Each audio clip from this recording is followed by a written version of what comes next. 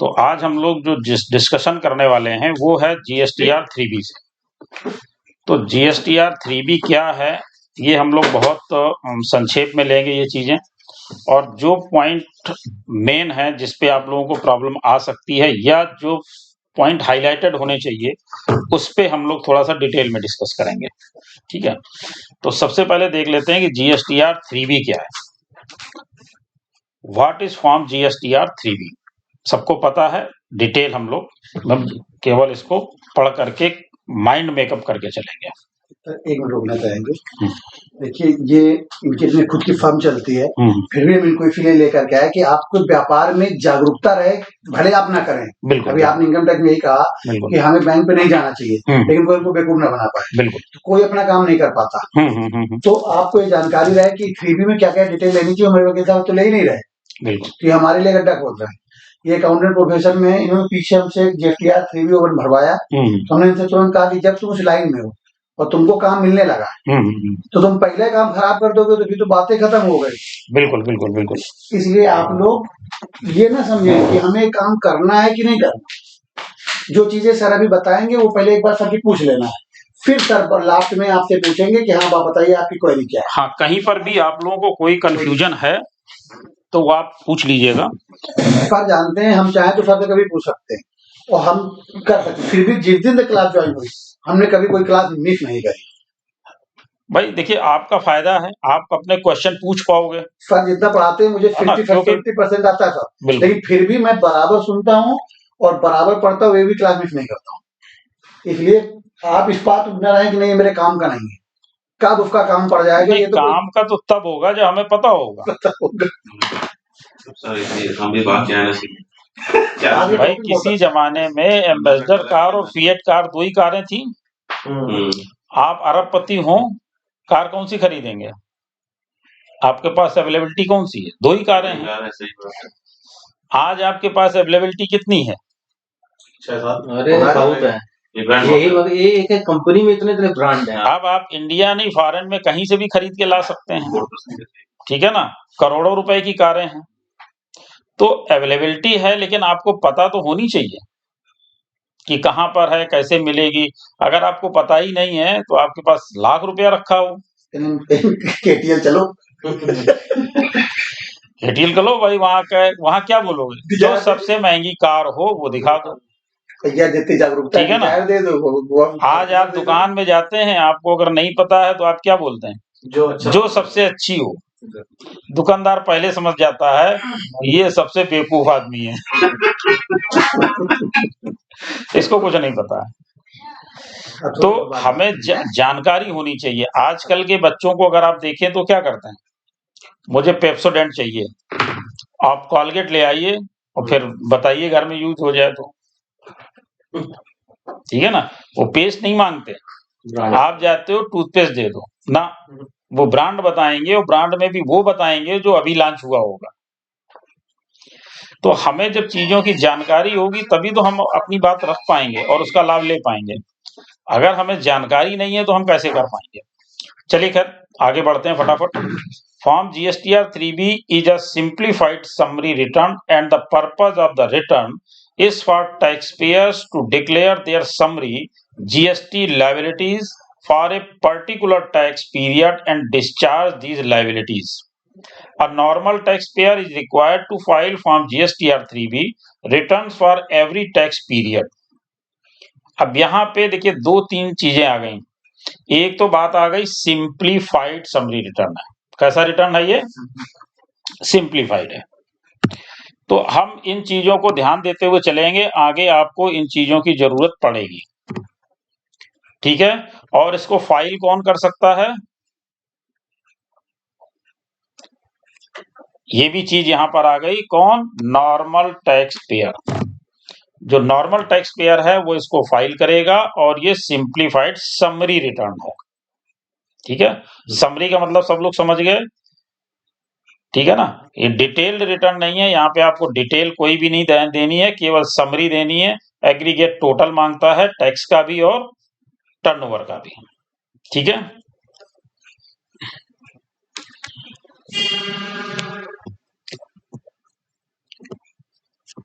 A normal taxpayer and casual taxpayer are required to file form GSTR 3B.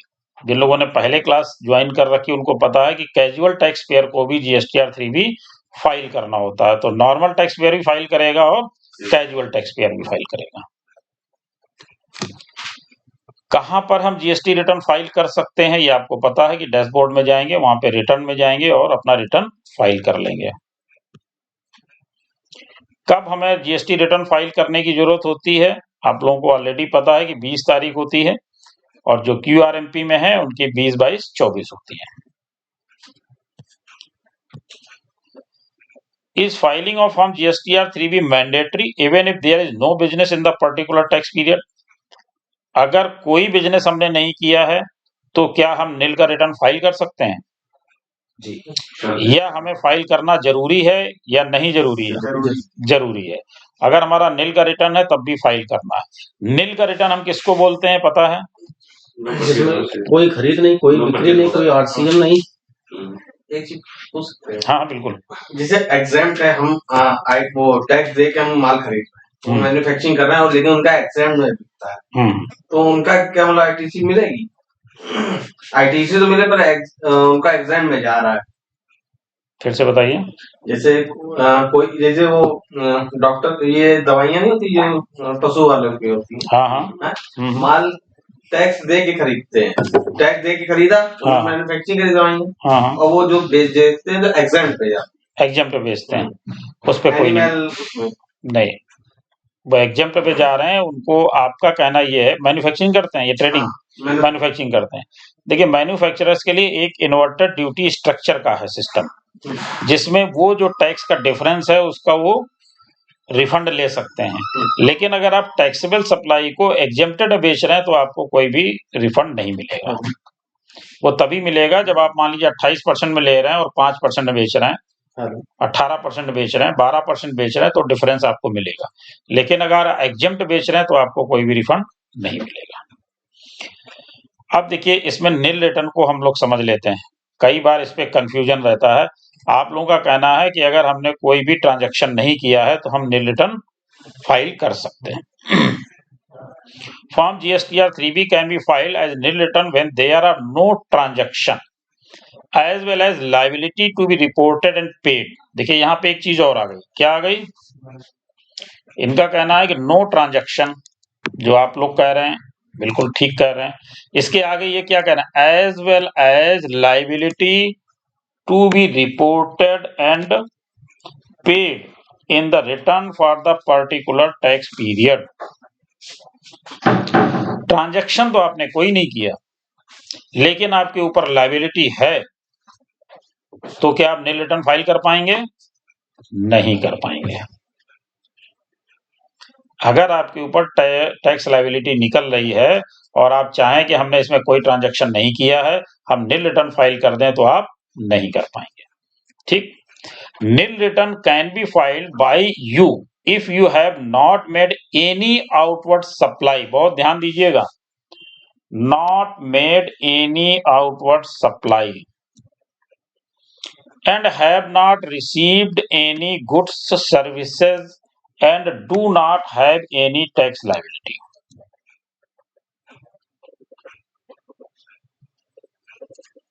ठीक है? कोई confusion किसी को?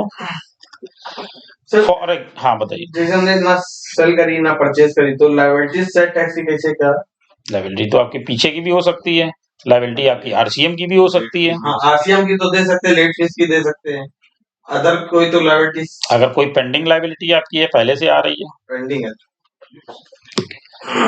अधिकारी ने कोई लायबिलिटी आपके ऊपर इम्पोज कर दी। फॉर एग्जाम्पल,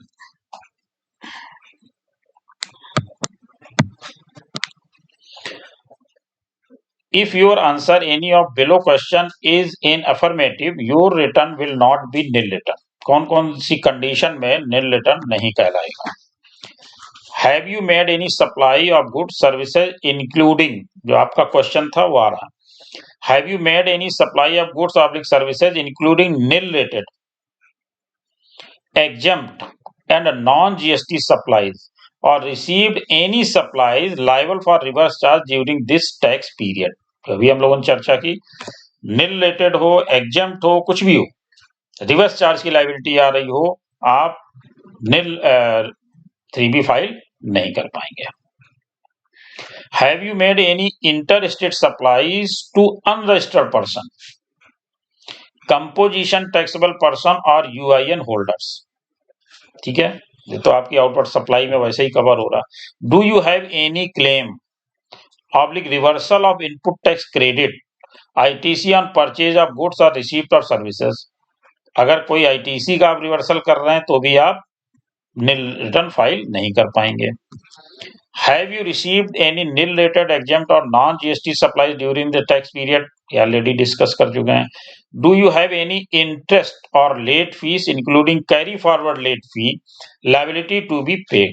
जो भी आप बात कर रहे थे कैसी लायबिलिटी हो सकती, वो भी इन्होंने क्लियर कर दी कि आपकी चूंकि इस रिटर्न की लायबिलिटी अगले में देनी होती है आपको लेट फीस की, तो अगर आप रिटर्न फाइल कर चुके हैं उसकी लायबिलिटी खड़ी है तो भी आप निल रिटर्न फाइल नहीं कर पाएंगे। Do you have any tax liability due to GST trans 1? पुराना हो गया। Any other liability which is liable to be paid by you while filing your return? तो इस कंडीशन में आप निल रिटर्न फाइल नहीं कर पाएंगे और ना ही आपका वो निल रिटर्न माना जाएगा। Select S for option A. Do you want to file nil return? You can file nil form GSTR 3B affixing the applicable signature. तो सिग्नेचर की भी जरूरत है और आपको पता है कि निल रिटर्न जो है हम SMS के माध्यम से भी फाइल कर सकते हैं। उसमें 3B जमा करने की जरूरत नहीं है, मतलब वो GSTR फाइल करने में नहीं एग्जाम नहीं, SMS से आप 3B ही फाइल कर रहे हैं। अगर 3B नहीं फाइल करेंगे तो लेट फीस लग जाएगी। तो SMS से जो आप फाइल कर रहे हैं वो 3B ही फाइल कर रहे हैं, केवल उसमें क्या SMS के माध्यम से आपने इन्फॉर्म कर दिया और आपको रिसीट जनरेट हो गई, क्योंकि उसमें कुछ भी भरने की जरूरत तो है नहीं, 0 सारे कॉलम में आपको भरना है, इससे अच्छा आप SMS कर दीजिए, आपका रिटर्न फाइल हो गया। लेकिन कई बार आपको लगता है कि हमने निल रिटर्न फाइल किया, SMS किया और हमारा फाइल नहीं हुआ, तो अगर इनमें से कोई कंडीशन आपकी होगी तो वो फाइल नहीं होगा।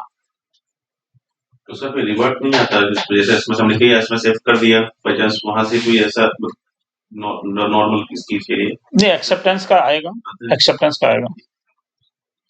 When will the system generated GSTR 3B generated? तो सिस्टम जनरेटेड 3B के बारे में आप लोग जानते ही होंगे, जानते हैं नहीं? सिस्टम जो जनरेट करते हैं, नहीं, सिस्टम जो जनरेट करता, आप नहीं। देखिए क्या है कि GSTR 3B एक सिस्टम भी जनरेट करता है।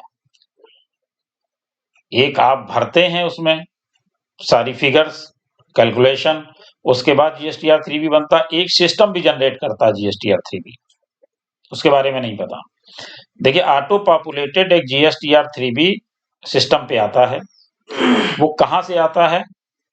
वो आता है जो आप अपना GSTR 1 फाइल करते हैं और जो आपका GSTR 2B होता है। तो GSTR 1 और GSTR 2B के माध्यम से एक auto populated GSTR 3B system generate करता है। इसको हमें चेक करना चाहिए।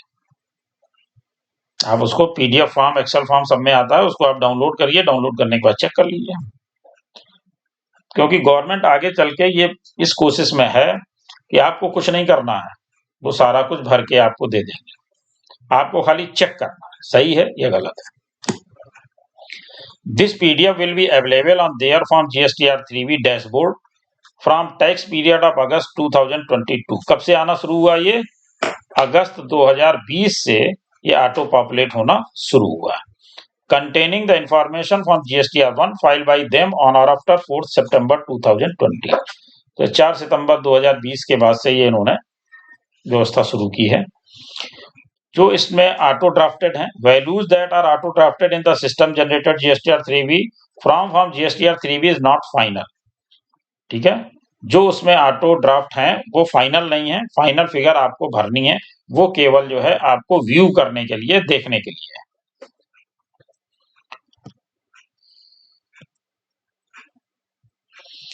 अब इन्होंने जो ये भी समझ लिया कि इन्होंने सिस्टम जनरेटेड GSTR 3B बनाया क्यों, जब हम लोग भर रहे हैं तो इनको बनाने की क्या जरूरत थी।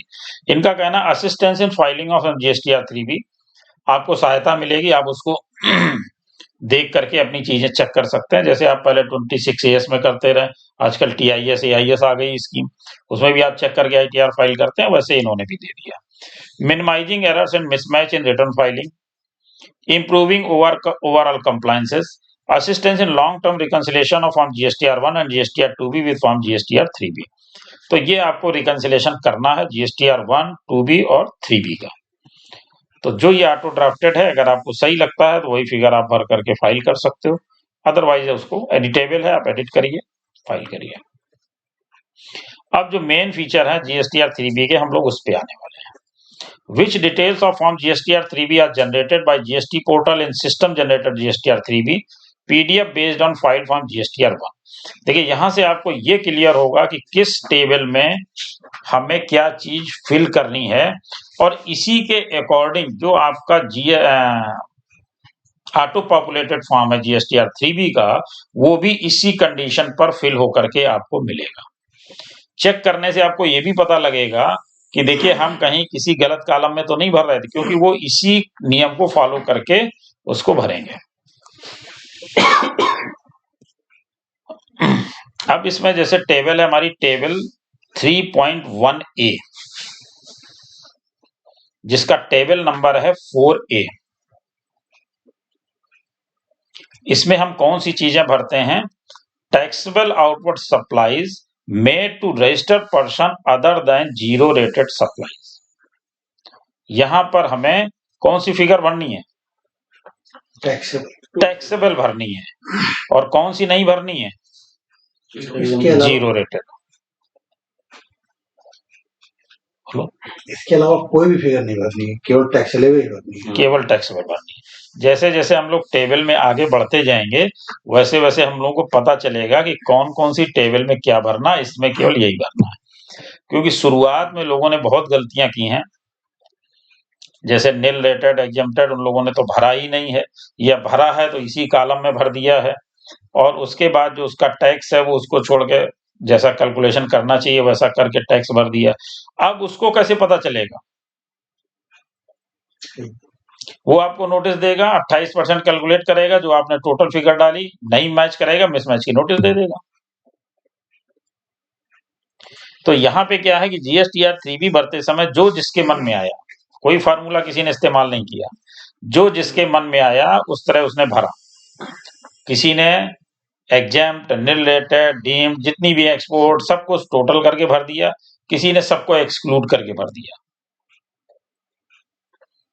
तो अब हमें ये चीज समझनी है कि अगर हम इनमें से कोई भी गलती कर रहे थे तो अब तो ना करें। ठीक है, चाहे कोई लेगा।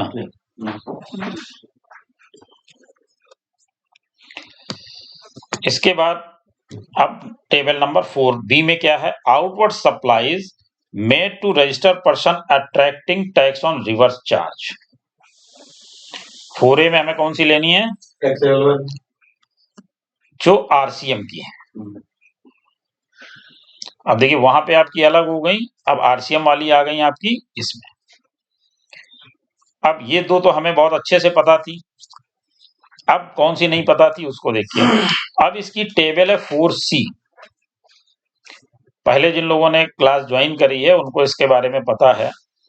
Taxable output supplies made through e-commerce operated attracting TCS। यहां पर ई-कॉमर्स ऑपरेटर वाली फिगर समय आउटपुट सप्लाई की भरनी, लेकिन कौन सी भरनी है? जिसमें TCS अट्रैक्ट हो रहा है, जिसमें लास्ट में TCS जिसमें ई-कॉमर्स ऑपरेटर ने TCS डिडक्ट किया होगा, वो आउटपुट सप्लाई हमें यहाँ पर फिल करनी है।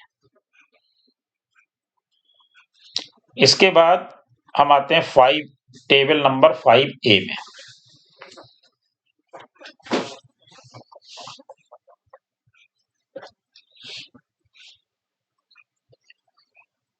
अब इसमें क्या करना? 5A में taxable outward inter state supplies. यहाँ पे देखिए दो चीजें हम बोलेंगे, एक इंटर स्टेट, दूसरी बोलेंगे इंट्रा स्टेट।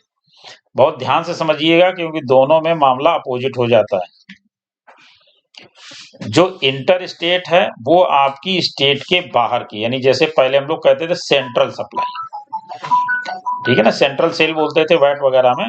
तो ये वो हो गई, जो इंटर स्टेट है वो सेंट्रल सेल हो गई, जो इंट्रा स्टेट है वो स्टेट के अंदर की हो गई। तो यहाँ पे कहीं भी कंफ्यूज नहीं करिएगा, ये दोनों ही वर्ड बार बार आएंगे। तो यहाँ पर हम लोग बात कर रहे हैं taxable outward inter state supplies made to unregistered person. किसको कर रहे हैं सप्लाई हम लोग? अनरजिस्टर्ड पर्सन को। Where invoice value is more than 2.5 lakhs, उनकी हमें यहाँ पर अनरजिस्टर्ड पर्सन की सप्लाई कोट करनी है जिनका बिल 2.5 लाख रुपए से अधिक का है। बिल मतलब invoice value, taxable value, total value नहीं, टोटल वैल्यू, इनवॉइस वैल्यू जो है टोटल वैल्यू की टैक्सेबल वैल्यू नहीं, टोटल वैल्यू। मेरे कहने का मतलब है कि अगर हमने 10 लोगों को किया है 50-50 हजार, तो वो चीज नहीं लिखनी है। हाँ, वो नहीं लिखना है, वो हो गई 5 लाख, लेकिन वो नहीं लिखनी है। लेकिन अगर हमने किसी एक को भी 2,67,000 किया है तो लिखनी, बिल्कुल लिखनी, बिल्कुल लिखनी।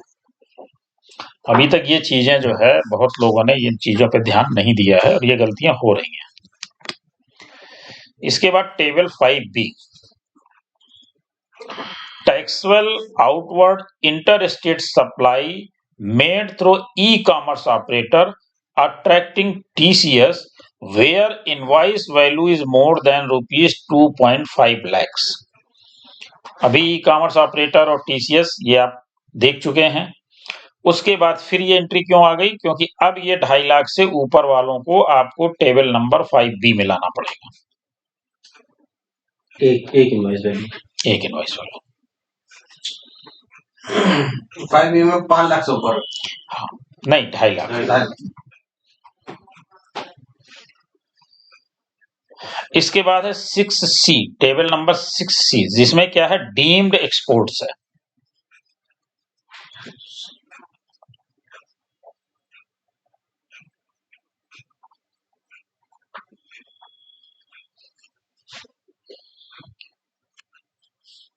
इसके बाद है table number 7A1। Table number 6C में करता है।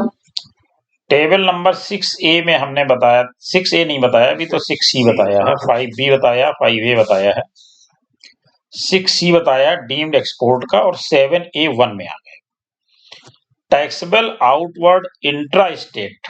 अब यहाँ पे आ गई आपकी intra state, taxable outward intra state supplies made to unregistered person.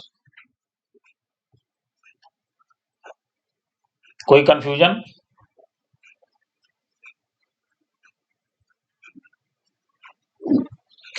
जो आपने 20,000, 25,000, 50,000 की बात करी थी वो सारे के सारे यहाँ आ जाएंगे, लेकिन वो इंट्रा स्टेट होने चाहिए।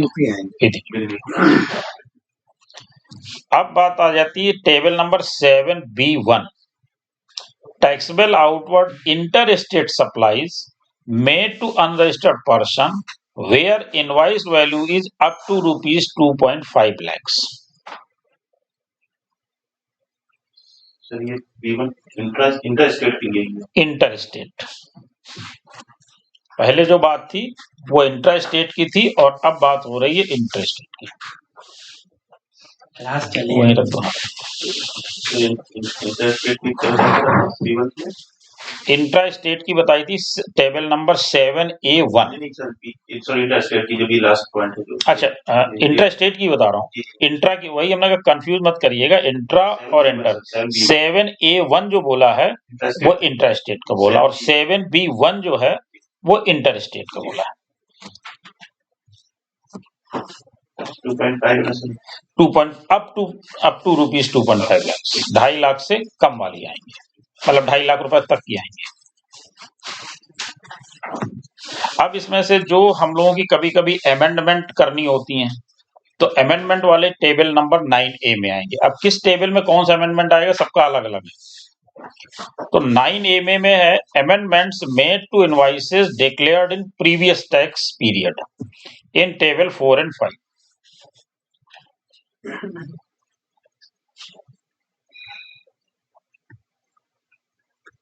जैसे कोई मतलब बिल छूट जाते हैं जो, बिल्कुल बिल छूटने अमेंडमेंट की बात कर रहा, बिल आपने गलत अमाउंट पोस्ट कर दिया, गलत टैक्स पोस्ट कर दिया, गलत जीएसटी नंबर पोस्ट कर दिया, तो उनको जो अमेंडमेंट आप डालेंगे तो अगर अमाउंट का वेरिएशन है तो यहाँ पे आ जाएगा। तो जो वेरिएशन है वो केवल यहाँ डालना है।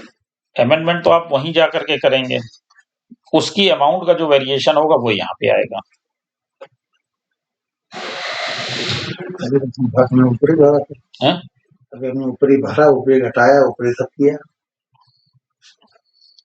हम क्या कह रहे हैं, अभी तक केवल और केवल जो हमने सबसे पहली टेबल बोली थी उसी में सब कुछ भरा जा रहा है। कम ज्यादा करना है उसी में कर लिया। भाई सब कुछ जब हमने उसी में कर लिया तो सबसे बड़ी बात यह कि जब टेबल में अलग अलग कॉलम दिए गए तो अधिकारी कैसे मैच करेगा। यानी हम उसको आमंत्रित कर रहे हैं, भैया आओ और हमसे पूछो। और सबसे बड़ी बात यह कि अगर हमने इसमें भर दिया होता तो ना तो वो पूछता और ना हमें ढूंढना पड़ता। अब क्या होगा, वो पूछेगा और हमारे सर में दर्द पहले होगा। क्यों होगा, क्योंकि जो हमने जोड़ा घटाया है वो प्रॉपर तरीके से कहीं रखा है कि नहीं, वो तो पता लगा 5 साल बाद पूछ लिया उन्होंने, पता लगा फाइल तो ढूंढे नहीं मिल रही, वो कहां से मिलेगा, क्या जोड़ा क्या घटाया। और अगर हमने इसी में सही भरा होगा तो पूछेगा नहीं, तो पूछेगा नहीं, और अगर पूछेगा भी तो हमें इसी से जवाब देना है। तो ये 90% से ज्यादा लोगों की ये दिक्कत है। इसके बारे में कई सर्कुलर जारी हो चुके हैं और अभी आपको, आप लोग लेट बहुत कर लेते हो, नहीं इसमें हम आपको इंटरनल एक सर्कुलर बताने वाले थे आज। नहीं होगा तो कल देख लेंगे, कल उसको बताएंगे। इंटरनल सर्कुलर है गवर्नमेंट के, जिसमें वो ये सारी चीजें कह रहे हैं। अच्छा सर, जो आपने 2.5 लाख से आपको बताया है, जितने भी अंडरस्टाफ पार्टी है उसके टोटलिंग के हिसाब से। हाँ, तो ऐसा है ना कि जैसे अभी आप करते होगे 3B अगर फाइल कर रहे हो तो आपको पता होगा कि आपका टर्नओवर 30 लाख का है, 5 लाख का B2B है, तो 25 लाख अभी कहाँ डालते हैं आप? 25 लाख में पता लगा 500 इनवाइसें कटी हुई हैं, वो सारी इनवाइसें यहीं पे भरेंगे अप टू 2.5 लाख में, और जो उसमें से 2.5 लाख से ऊपर की होंगी वो आपको अलग कॉलम में ले जानी है। अब आप ऐसा अगर नहीं कर रहे हैं, सारा उठा के आपने एक ही जगह भर रखा है, तो 2.5 लाख वाली तो अलग दिखेंगी। दो में से कोई ने अगर एक सही काम कर दिया तो अपने आप दिख जाएगा, उसने नहीं सही कर दिया तो जब वो ऑडिट या किसी चीज में देगा तब आपको पकड़ लेगा। मतलब टोटली अभी तक हम लोग टोटल गलती भर रहे हैं। हमने टोटली डाल सकते हैं। भाई सीधी सी बात है, हमने आपको क्या बोला था, GSTR 3B की क्लास में आप टाइम लेके आइएगा। तो अब हम ये सोच रहे हैं कि कल भी हम इसी पे रिपीट कर दें, जितना आज हो जाए इसी को कल करिए। जो 2 दिन इसको चलाइए तभी बेटर है, तभी बेटर होगा। नहीं तो क्योंकि इसमें बहुत, अभी तो हम लोग गलतियों पे गए नहीं है, अभी तो हम लोग टेबल पे हैं कि कहाँ भरना चाहिए था। दिख रही सामने। चलिए आगे आते हैं।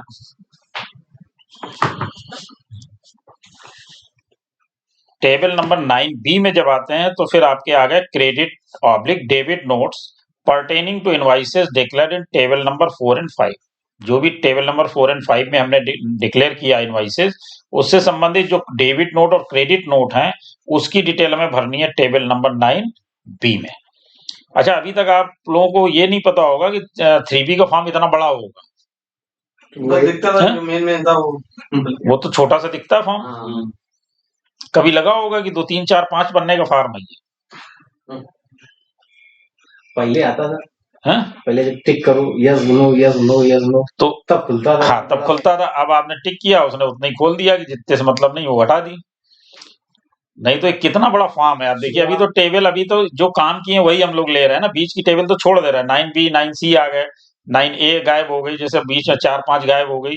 तो ऐसे जो गायब हो रही है वो भी तो टेबल है ही ना, जो अपने मतलब की वो हम लोग टेक कर रहे हैं। तो ये काफी बड़ा फॉर्म है। चक्कर ये कि हमने कभी उस फॉर्म को पढ़ा ही नहीं, हमने केवल देखा जो कुछ भी करना करके उसी में डाल दिया। इतने सालों में हमने कभी फॉर्म खोल के किसी ने नहीं देखा कि इसमें टेबल हैं कितनी। चलिए 9C में क्या कह रहा है, amendments to credit note oblique debit notes pertaining to invoices declared in table number 4 and 5। देखिए 9B में हम लोग बात कर रहे थे क्रेडिट नोट और डेबिट नोट की, और 9C में बात कर रहे हैं उसी के अमेंडमेंट की।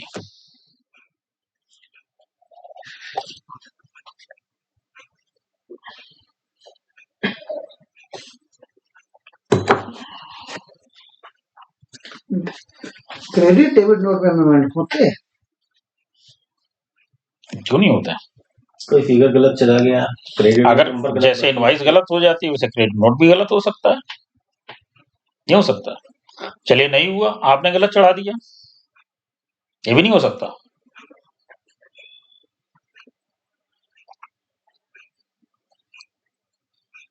हो सकता है ना। आगे बात करते हैं टेबल नंबर 10A की। Amendment to taxable outward intra state supplies made to unregistered persons declared in table 7 in previous tax period. अब चूंकि हमने कभी टेबल 7 तक गए नहीं होंगे, ठीक है ना, तो हमें अमेंडमेंट की जरूरत नहीं पड़ी। लेकिन अगर आपका कोई अमेंडमेंट है वो आपको टेबल नंबर 7 में से रिलेटेड है तो उसको 10A में आके करना है।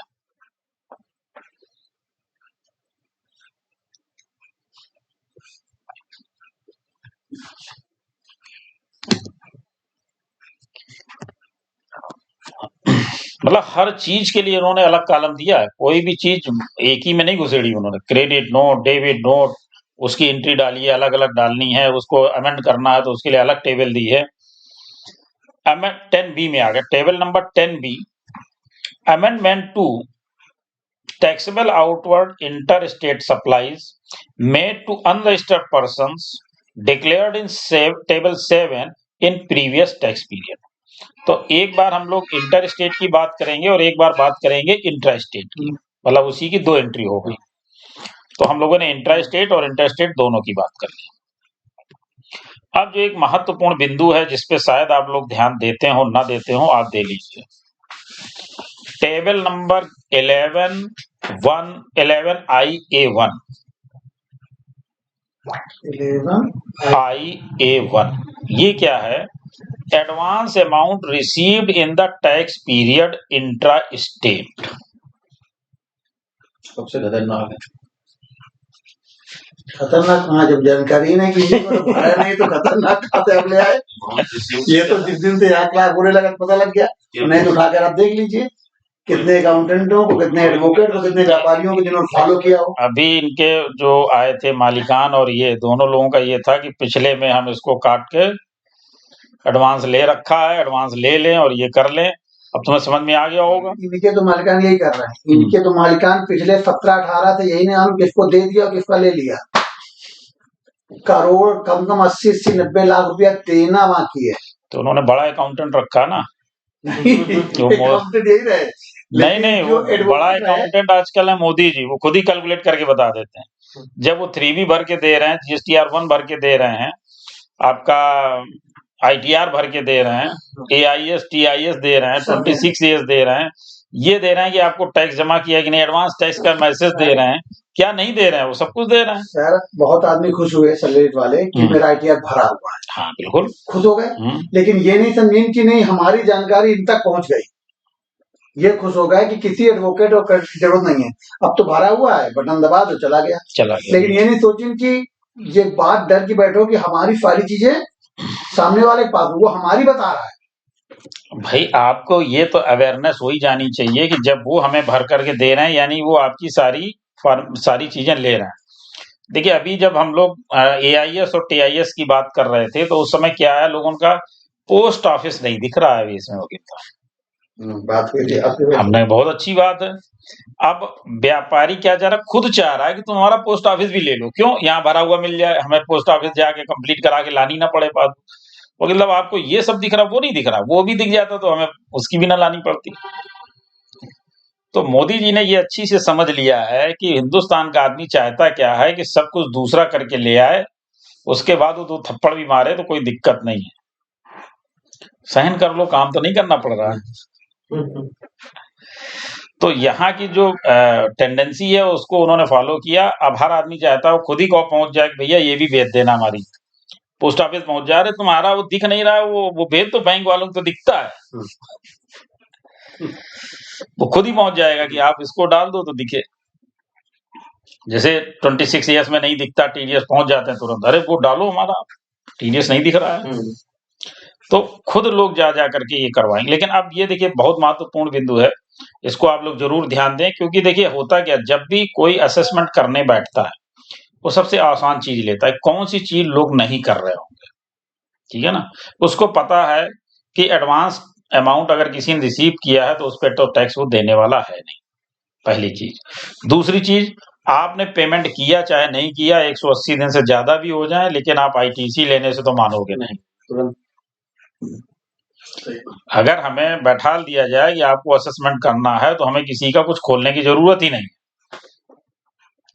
हम तो उससे 1-2 चीजें ऐसे ही पूछ लेंगे, बस वो इतना तुम दिखा जाओगे कि हम मान लेंगे तुम्हारा सब सही है। क्योंकि जिसको इतनी जानकारी होगी और इतना प्रॉपर उसने भरा होगा तो बाकी चीजें तो सही भरी ही होंगी। ले आओ इतना दिखा दो, क्या मेहनत करने की जरूरत है, पता है कोई नहीं कर रहा है, ठीक है ना। तो ये चीजें हमें पता होनी चाहिए, ये गलतियां हमें नहीं करनी चाहिए, और तभी आप दूसरों की भीड़ से अलग होगे।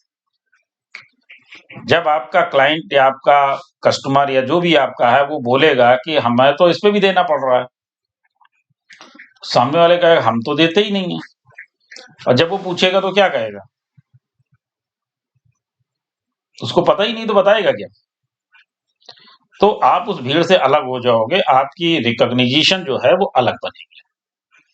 अच्छा सर, एक चीज, ये एक क्वेश्चन है कि जैसे किसी ने मान लीजिए 1 लाख रुपए रिसीव किया किसी से, और वो डील कर रहा है एग्जेम्प्टेड 5% और 12% 18%, ये क्लियर नहीं है कि वो कितने % का आइटम उसको बेचेगा। अगर एग्जेम्प्ट बेच रहा तो एडवांस टैक्स देना नहीं। देखिए, जब कोई आदमी आपको एडवांस देता है तो एडवांस ऐसे तो नहीं देता कि आप 1 लाख रख लो, जब हमें मन आएगा तब हम बता देंगे। वो तो ये कहता भैया 1 लाख ले लो, ये आइटम हमको इस रेट पे चाहिए। नहीं, एडवांस क्यों देगा, वो तो रेट भी फिक्स करता है, ये आइटम इस रेट पे चाहिए, 15 दिन बाद रेट बदल जाए, एडवांस किस लिए दे रहे हैं। तो ये तो नहीं हो सकता कि वो 1 लाख 5 लाख आपको दे रहा और कुछ नहीं पता है, आपको पता जरूर होगा। खैर, अगर वो चाहे कि उसने आज 18% का बुक किया और कल आपसे कह रहा हमें जो आइटम चाहिए वो 5% वाला चाहिए, तब आप क्या करेंगे, ये क्वेश्चन आपका।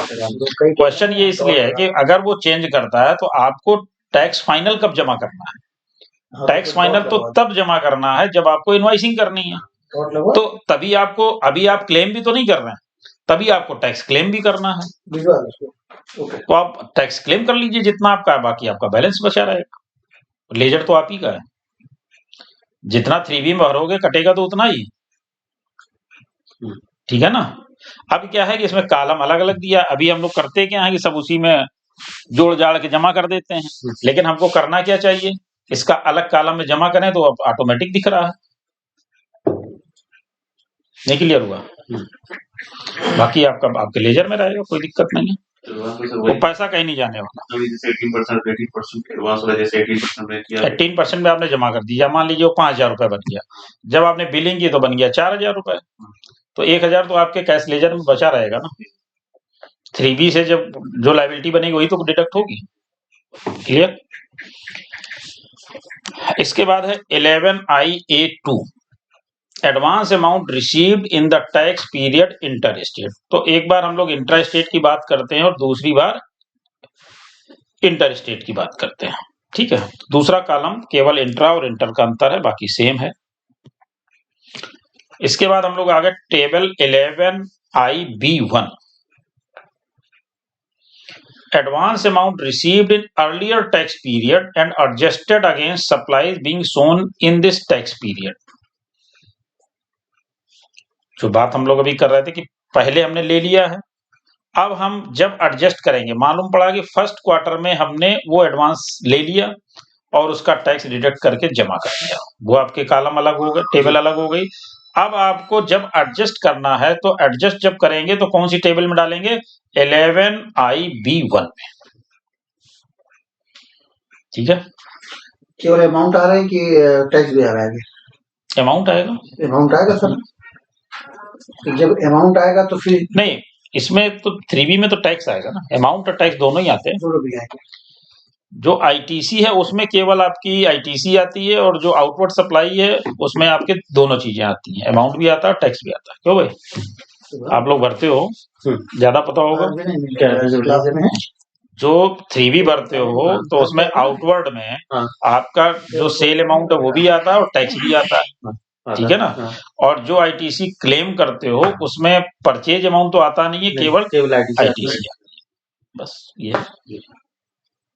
तो इस पे वैल्यू भी आएगी, आगे टैक्स भी आएगा। टैक्स भी आएगा, तभी तो फिर वहां पे छोड़ करके हम यहाँ आएंगे। तो अगर मान लो कोई फिगर आएगी तो फिर हमें टैक्स वहां ले जाना पड़ेगा। नहीं, टेबल तो आपकी अलग अलग है ना। एक में जब एडवांस आपने रिसीव किया तो टैक्स जमा कर दिया, तो वहां तो वैल्यू आप भरोगे कि इतना और इतना टैक्स। अब जब एडजस्ट करोगे तो आप डालोगे कि उस क्वार्टर में जो हमने एडवांस दिया था वो हमारा यहाँ पे लेस करिए।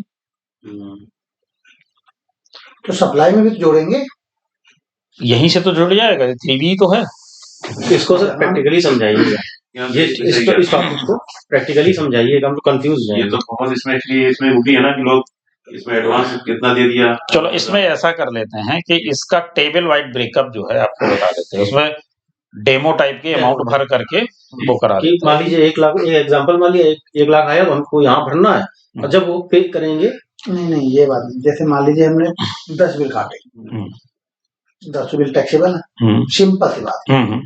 10 बिलों का टोटल बना, क्योंकि जहां पर लिखा है टैक्सेबल सप्लाई वहां हमने 1 लाख रुपए भर दिया, उसका टैक्स भर दिया। लेकिन अब इसी में से हमारा एक पैसा एडवांस आया, अभी क्यों दो इसके लिए 2 महीने भरने पड़ेंगे। अब बात सुनिए, देखिए अभी तक जो आप करते रहे उसको पहले तो माइंड वॉश कर दीजिए, भूल जाइए बिल्कुल कर दिया कि आप एक टेबल में सब कुछ माइनस प्लस करके भरते थे। अब आपको वो नहीं करना है। अब क्या करना है, जो जिस कॉलम की फिगर है उसमें भर दिया। अब एडवांस का जो पैसा लिया वो वहां नहीं भरना है, हम नहीं भर। अब आपको जो एडवांस का कॉलम टेबल है उसमें भरना है। हम बिल की बात कर रहे हैं। हमने 10 बिल काटे, 10 बिल के पैसा भर दिया, 25,000 एडवांस का टैक्स है यहाँ भर दिया, जमा कर दिया। अब अगले महीने आ गए, अगले महीने फिर हमने 10 बिल काटे, लेकिन जो एडवांस पैसा लिखा उसका बिल तो कट गया। एडवांस का अगर बिल कट गया है तो उसको उस सेल में नहीं दिखाना, नहीं दिखाना, वहाँ 9 यहाँ पे दिखाना। हाँ, वहाँ केवल 9 बिल 9 दिखाने, यहाँ पे, यहाँ पर 10वें बिल का दिखाना। 10वें राइट ना सर? बिल्कुल बिल्कुल। अगर वहां भी दिखा दोगे तो ये टोटल अभी तो नीचे टेबल में सबसे नीचे आओगे तो टोटल भी तो होगा, वही मैं कह रहा हूँ, तो डबल नहीं हो जाएगा। और इसको सब प्रैक्टिकली दिखाइए, करा दें। मेन चीज तो यही है कि आप लोगों को दिक्कत है वो बताओ, हम तो हर चीज कराने के लिए तैयार हैं। मेन चीज समझ में आनी चाहिए। इनसे हमने सबसे पहले इसीलिए पूछा कि 3B भरा है कि नहीं भरा, क्योंकि जो आज हम लोग थोड़ा सा ऊपर लेवल की पढ़ा रहे हैं, आपने अगर 3B नहीं, इनकी तो बहुत ऊपर से जाएगी अभी, तो 3B अगर आपने नहीं करा तो आपको नहीं क्लियर होगा। बोला कि आपसे हेल्प ले। हाँ वो धीरे-धीरे तो कोई दिक्कत नहीं, वो हम एक बार डेमो पूरा करा देंगे, एक एक फिगर भर के आपको बता देंगे कि देखिए इसका इम्पैक्ट क्या पड़ रहा है। आज आप इसको वैसे समझ लो, आपको ये तो पता लग जाए आज कम से कम कि क्या क्या होता है, क्योंकि क्वेश्चन तो आपके तभी आएंगे। अभी तो आपको पता ही नहीं एडवांस और ये सारी चीजें, तो आप क्वेश्चन कहाँ से लाओगे? क्योंकि हम ये देख रहे हैं कि कोई क्वेश्चन मेरे पास आता ही नहीं है। टॉपिक डिस्कशन के बाद क्वेश्चन तो आने चाहिए ना। तो ये अब आप लोगों को एक बार इसको फिर से रिपीट करना पड़ेगा, तब क्वेश्चन आएंगे। इसका मतलब ये है कि अभी जो हमने बताया वो आपने सुन लिया, उसको प्रैक्टिकल नहीं किया। प्रैक्टिकल जब करोगे तो क्वेश्चन आएगा, प्रैक्टिकल नहीं करोगे तो क्वेश्चन नहीं आएगा। B1 की बात कर ली, अब हम लोग आ जाते हैं 11IB2।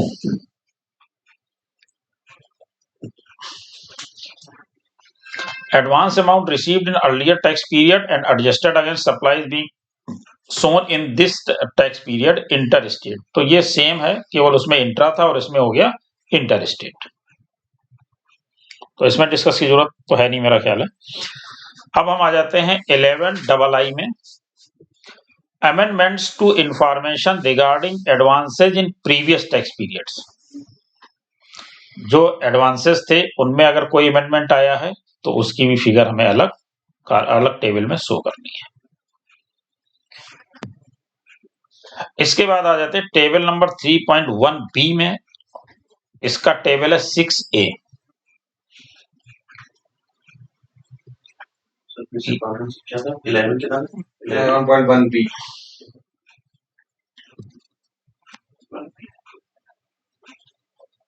नहीं, क्या चीज पूछ रहे थे आप? अभी जो बोला है, अभी जो बोला वो टेबल नंबर 3.1 बी।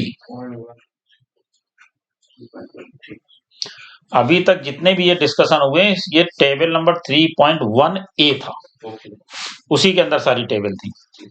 अब जो आएंगी वो टेबल नंबर 3.1B के अंदर की टेबल आएंगी। इसमें है 6A, टेबल नंबर है 6A। ये एक्सपोर्ट्स की जितनी भी सप्लाई होगी वो सारी की सारी आप यहां पर भरेंगे। इसके बाद टेबल नंबर 6B में supplies made to SEZ unit और SEZ डेवलपर। SEZ सेज होता क्या है? ये स्पेशल इकोनॉमिक जोन जो होता है उसको कहते हैं SEZ, स्पेशल इकोनॉमिक जोन। ये गवर्नमेंट डिक्लेयर करती है। जैसे नोएडा है,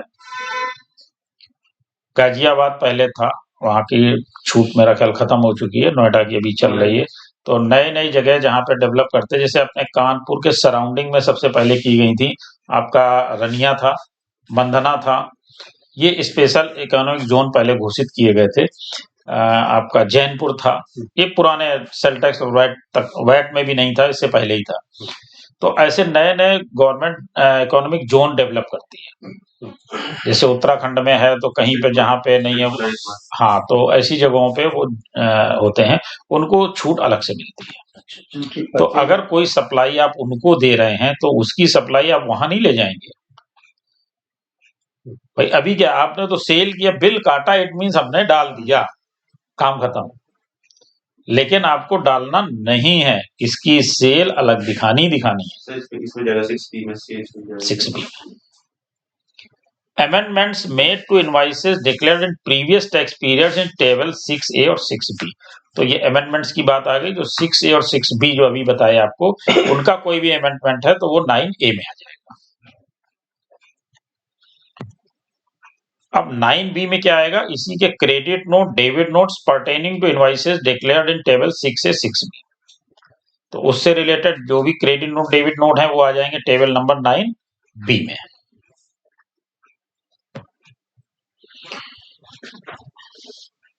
इसके बाद है आपकी table number 9C, amendments to credit oblique debit notes pertaining to invoices declared in table 6A and 6B। तो क्रेडिट नोट हो गए, अब आ गए उसके अमेंडमेंट आ गए। अब हम लोग टेबल चेंज करने जा रहे हैं। टेबल 3.1C, 1A देखा आपने, B अभी अभी आपने देखा, अब आ गया टेबल 3.1C। इसमें टेबल नंबर 8 है, जिसमें हम nil rated and exempted supplies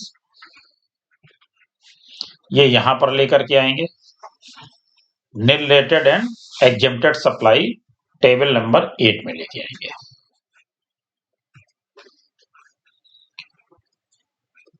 अब देखिए यहां पर एक चीज और भी है जिसको ध्यान दीजिएगा।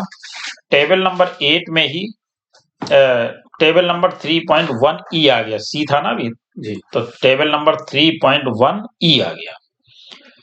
और E का जो टेबल नंबर 8 है, इसमें आएगी नॉन GST आउटपुट सप्लाईज।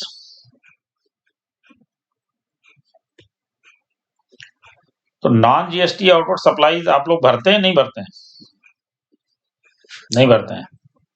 ऊपर तो भर नहीं सकते, नीचे टेबल हमने देखी नहीं कभी। चलिए, तो आगे ध्यान दीजिएगा, नॉन GST सप्लाई भी आपको इसमें डिक्लेयर करनी है। जैसे सर सॉल्ट हो गया, सॉल्ट पे GST मिला तो हम लोग देते हैं, हम तो 18% कर रहे हैं।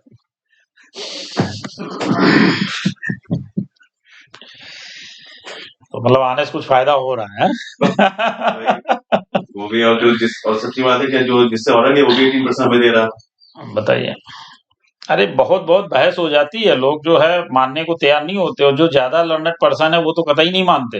कंपनी बताइए सर, ब्लू स्टार है सर, और ये टाटा जैसी कंपनी 18% दे रही है GST सॉल्ट पे भी। अरे अब एक दिल्ली के थे सीए साहब, वो हमारी एक क्लाइंट ने उनको बात करी और उनको दिक्कत आ गई ऐसे ही, तो पार्टी ने हमको 2 बार बोला, वकील साहब सीए साहब भी बात करेंगे मालिक के साथ साथ, और दिल्ली के हैं, 400 से ऊपर 400 करोड़ से ऊपर का टर्नओवर है। अब इतने से आप लोग ये तो समझ में आ ही गया होगा कि उन्होंने 2 बार हमको क्यों बताया, कि जो आपने बात बताई है उस बात के लिए वो आपसे बात करना चाहते हैं, तो मतलब आपके क्लाइंट को भी आप पे भरोसा नहीं हो रहा है कि आप जो करा दिए सही है, दिल्ली की इतनी बड़ी कंसर्न का काम है और आप कह रहे हो गलत कर रहे हैं। खैर बात होने के बाद लास्ट में वो इस बात पर आ गए कि आप बताओ इसका रास्ता क्या, हमें तो समझ ही नहीं आ रहा है, आप ही ये रास्ता बताइए, हमने तो आज तक किया ही नहीं ऐसा कुछ, इसका कोई रास्ता भी है कि नहीं ये भी नहीं पता है। तो कहने का मतलब ये है कि जब आप चीजों को पढ़ोगे, ध्यान दोगे, कोशिश करोगे, सब कुछ तो किसी को नहीं आता, लेकिन जितना ज्यादा आ जाए उतना ही अच्छा है। तो वही चीज आपको भीड़ से अलग करेगी, उसी से आपका प्रभाव बनेगा। सर ये जीएसटी जो 18% दे रहे थे, अभी इसका इफेक्ट आएगा बाद में? पूछ रहा हूँ अपने नॉलेज के लिए, जैसे शॉर्ट में 18% ही दे रहे थे जबकि वो रिलेटेड है, जीएसटी लगता है उसमें? देखिए गवर्नमेंट का सीधा सा नियम है, अगर आपने गलत पे किया है या आपने गलत वसूल किया है वो हो गया सरकार का, और अगर आपने वसूल नहीं किया है या पे नहीं किया है वो आपको मैं ब्याज के मैं पेनाल्टी के देना पड़ेगा।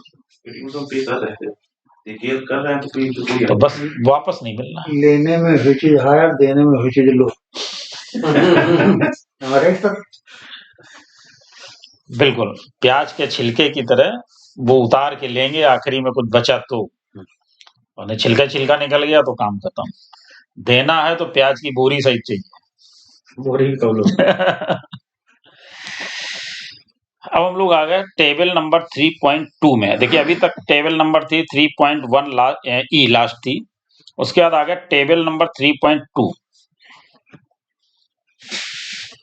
इसका टेबल नंबर 5A है, जो क्या कहता है, taxable outward supplies made to unregistered, taxable outward interstate supplies made to unregistered person where invoice value is more than rupees 2.5 lakhs।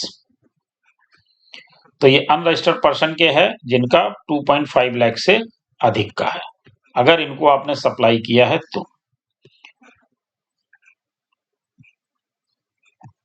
तो ये जो आपकी टेबल हैं ये सारी की सारी रिपीट टेबल हैं जो ऑलरेडी हम लोगों ने डिस्कस कर रखी हैं। डेबिट नोट की है, क्रेडिट नोट की है, अमाउंट की है, ठीक है, एडवांस की है। और all interstate advances declared in table number 11 of form GSTR 1 are being reflected here, respective of the fact where these are received from registered or unregistered person। तो यहाँ पे देखिए इन्होंने क्लियर कर दिया। 3B में हम लोग ऑलरेडी पता है कि 3B में अमाउंट हमारी आ कहाँ से रही है, ठीक है ना, GSTR 1 से आ रही और GSTR 2B से आ रही है। तो इसमें जो कुछ भी आपको 3B में दिखेगा वो वहीं से जो चीजें आई हैं वही आपको दिखेंगी। आपको करेक्शन करना है, अगर कोई करेक्शन है तो आप करिए, उसके बाद फाइल करिए। अब यहां पर आ गई एक चीज और जिसपे शायद ही किसी ने ध्यान दिया हो। टेबल 3.2 में supplies made to composition taxable person,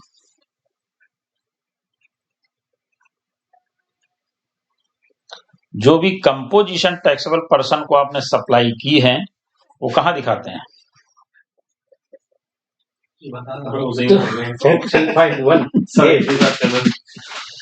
इसके लिए है table number 4A, taxable outward supplies made to registered person.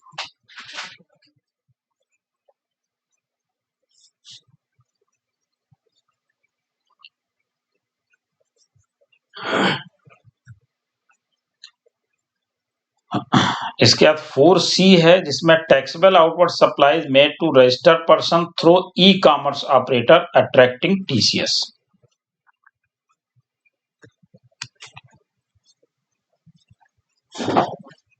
बाकी सारी चीजें सेम हैं जो ऑलरेडी हम लोग नॉर्मल और रेगुलर की आगे देख चुके हैं, वही सेम कंपोजिशन में देनी है।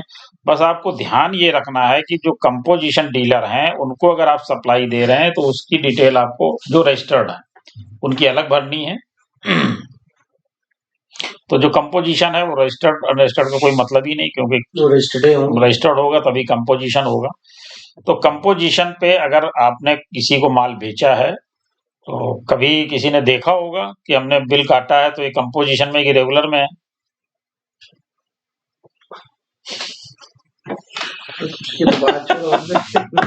यूआरडी भी नहीं देखी गई आज तक, यूआरडी कभी नहीं देखी गई सर। तो अभी जो एडवाइजरी की हम बात कर रहे थे, जो एडवाइजरी इंटरनल सर्कुलर इशू होते हैं डिपार्टमेंट के अधिकारियों के लिए कि आपको काम कैसे करना है, उसको भी जब समय मिलेगा तो हम डिस्कस करेंगे। उसमें उन्होंने ये सारी चीजें बताई हुई हैं और साथ में एक चीज और भी डिस्कस करनी, हालांकि 3B बड़ा लंबा टॉपिक है, ये 2 में भी आप कवर नहीं कर पाओगे, क्योंकि अभी तो 2 जब हमारे 2 हो जाएंगे बल्कि 3 सेशन हो जाएंगे तब आपके क्वेश्चन चालू होंगे। क्वेश्चन तो बहुत है लेकिन खुद है मैं कंफ्यूज है। तो क्योंकि अभी हम ये बताएंगे कि उनकी एडवाइजरी में क्या है, फिर ये भी बताएंगे कि आपने जो गलतियां की उनका करेक्शन कैसे करेंगे। सबसे बड़ी बात तो वो है, वो हम लोग लास्ट में लाएंगे, क्योंकि अभी तो आप इसी को नहीं समझ पा रहे, करेक्शन तो बहुत ज्यादा कंफ्यूज हो जाएंगे। तो हालांकि अभी ये आधा भी नहीं हुआ है, यही अभी आधा नहीं हुआ। हो गई उसी में पड़ी है, यूपी के बाहर जो नाम से गई उसी पर ये कंपोजिशन। तो इसको हम सोच रहे हैं 5-10 मिनट और खींच लें, जितना खींच जाए, फिर डिस्कशन पे आते हैं थोड़ा सा। तो ये आपके इसमें एक चीज और है, सप्लाईज, एक टेबल और है 3.2 supplies made to UIN holders. 3.2 supplies made to UIN holders, और इनमें हम लोग डिस्कस नहीं करने जा रहे हैं, क्योंकि जो टेबल्स हैं वो सारी टेबल्स वही हैं, केवल इन्होंने अलग अलग किया कि सप्लाई किसको कर रहे हैं उसके आधार पर। बाकी जो आपकी नॉर्मल को है, कंपोजिशन को है, ई कॉमर्स ऑपरेटर को है, TCS की हैं, क्रेडिट नोट, डेबिट नोट्स की हैं, अमेंडमेंट्स की, वो सारी टेबल इसमें भी आपको मिलेंगी। मतलब किसी भी सप्लाई में जाएंगे तो सारी टेबल मिलेंगी आपको, सब में अलग अलग भरना है। इसमें भी amendment, credit note, debit note, ये सारा कुछ जो UIN होल्डर को देंगे, SEZ को देंगे, जिसको भी मतलब देंगे वो सब अलग अलग है। थोड़ा सा ये और बता दें कि जो GSTR 2B का है, which tables are auto drafted from form GSTR 2B to form GSTR 3B। GSTR 2B से कहां से कौन सी चीज उठा करके कौन सी टेबल में ला रहे हैं वो थोड़ा सा देख लीजिए। Table 3.1D, inward supplies liable to reverse charge relating to liability, ये वहां से लेकर के आएंगे। टेबल 4A1 में इंपोर्ट ऑफ गुड्स लेकर के आएंगे। टेबल 4A3 में inward supply liable to reverse charge relating to eligible ITC। देखिए यहाँ पे एक चर्चा भी और हम लोगों की बाकी है, जो एलिजिबल और इनएलिजिबल ITC की है। कौन सी, क्योंकि अब इसी से पूरा GST समझ लो इसी में समाहित है, किसी भी पॉइंट को हम उठाएंगे तो ये पूरा GST हमको पढ़ा देगा। क्योंकि 3B में हम जब ITC क्लेम, अभी तो हम आउटवर्ड की बात करते चले आए, इनपुट में भी जब आएंगे तो इनपुट में तो हमें कौन सा मिलेगा कौन सा नहीं मिलेगा ये भी डिस्कस करना पड़ेगा, एलिजिबल कौन सी, इनएलिजिबल कौन सी, वो भी डिस्कस करना पड़ेगा। तो यहाँ पर केवल ये समझ लीजिए रिलेटिंग टू एलिजिबल ITC जो इन्होंने लिख दिया, इसका मतलब ये है कि जो एलिजिबल है वही आपको क्लेम करनी है और वही ये 3B में लेकर के आएंगे। एक चीज और समझ लीजिए कि जब आप मिलाने बैठोगे, कंपेरिजन करोगे, तो हो सकता है आपको 3B और इसमें अंतर दिखे। अंतर इसलिए हो सकता है कि आपने GSTR 1 में जो भरा और यहाँ पर जो लेकर के आए, या जो आपने परचेज की तो वो परचेज बिल कब डाल रहा, उसके हिसाब से एलिजिबल और इनएलिजिबल में वो ITC जाएगी। दोनों खोल के देखने पड़ेंगे कि आपके हिसाब से 1 लाख रुपए ITC बन रही और वहां पे दिख रही 70,000, 30,000 कहाँ गई?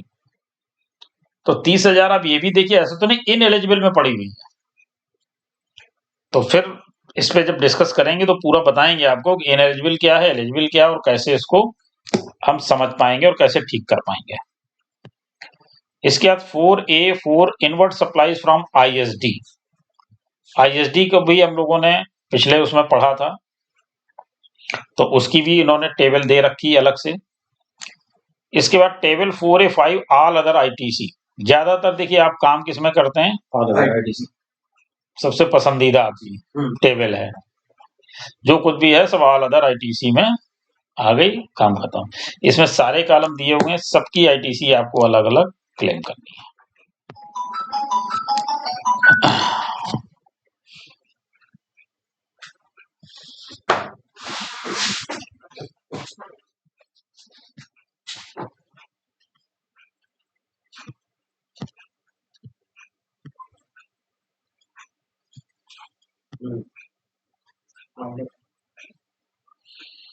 अगर हमने GSTR 1 फाइल नहीं किया है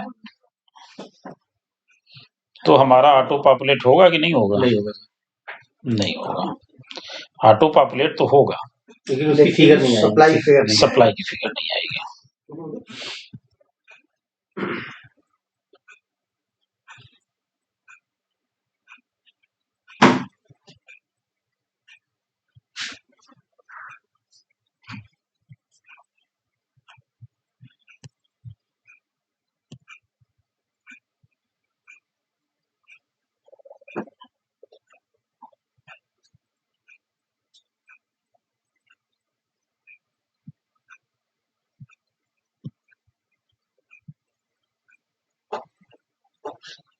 यहाँ पे एक और डिस्कशन की, चाहे पॉइंट कहीं लिख लीजिए, आप हमसे पूछ लीजिएगा, क्योंकि बीच में जब ये आते हैं समय नहीं होता। एक तो आपको बताइए एलिजिबल ITC आप डिस्कशन में कभी रखिएगा, और इनएलिजिबल ITC, एक यूटिलाइज ITC, ये आपके बहुत काम आने वाली है, इस पे डिस्कशन एक दिन रखेंगे।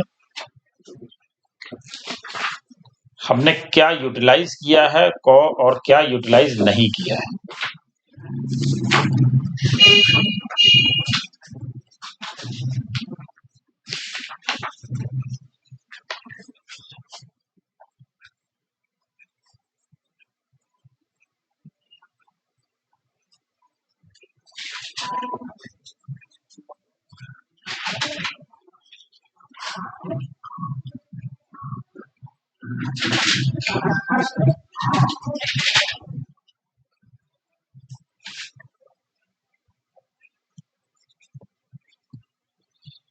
अच्छा, फर्स्ट रिटर्न के बारे में जानता कोई? फर्स्ट रिटर्न क्या होता? नहीं। लास्ट रिटर्न के बारे में? फाइनल रिटर्न होता है, क्लोजर लगाने के बाद GSTR 10 भरा जाता है। GSTR 10 भरा जाता है। ऐसे ही आपका जो है फर्स्ट रिटर्न भी होता है, पहली बार भरा जाता है, जो पहली बार भरा जाता है। फर्स्ट रिटर्न बनाने की क्यों जरूरत पड़ी? तो फर्स्ट रिटर्न होता क्या है? फर्म जिस दिन हुई उस दिन पहला रिटर्न आता है। हाँ, नहीं, पहला रिटर्न तो भरा, लेकिन उसको फर्स्ट रिटर्न हमें कहने की जरूरत ही क्यों पड़ी? उसकी डेफिनेशन देने की क्यों जरूरत पड़ी? वो तो जो पहला भरेंगे वो पहला होगा ही, जो पहली बार भरेंगे वो पहला तो होगा ही, लेकिन उसकी डेफिनेशन देने की जरूरत क्यों पड़ी? बताइए, किसी के दिमाग में कुछ आ रहा तो? उसके पहले की जो ITC वगैरह है वो क्लेम करने के लिए, ऐसा कुछ? बिल्कुल। ये फर्स्ट रिटर्न इसलिए बोला गया और इसकी डेफिनेशन इसलिए दी गई कि मान लीजिए आपका पोर्टल खुल रहा है, आपने रजिस्ट्रेशन अप्लाई किया अगस्त में, रजिस्ट्रेशन ग्रांट होके आया सितंबर में, पोर्टल खुल रहा है सितंबर से, अगस्त की ITC कहाँ जाएगी? सितंबर वाले। लेकिन सर जब अगस्त की ITC है, वो हमने माल खरीदा था, तो भी में आएगी नहीं, तो हम कैसे क्लेम करेंगे उसको? वो तो GST नंबर नहीं मिलेगा, उसके ऊपर नियम अलग चलेंगे, इसीलिए तो उसको फर्स्ट रिटर्न बोला गया है।